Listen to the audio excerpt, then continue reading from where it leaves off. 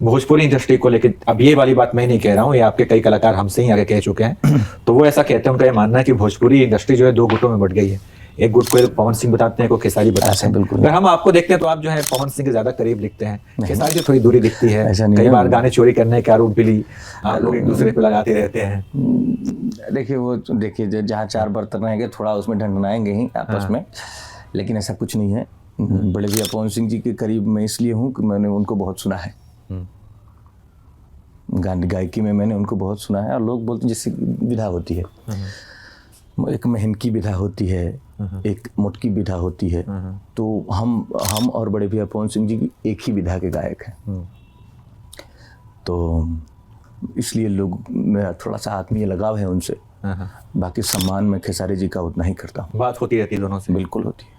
खेसारी जी अभी भी कुछ बड़े ही अश्लील गाने गाते हैं, कई बार तो जिम करते समय लटक जाते हैं, वो तो बहुत वायरल हुआ।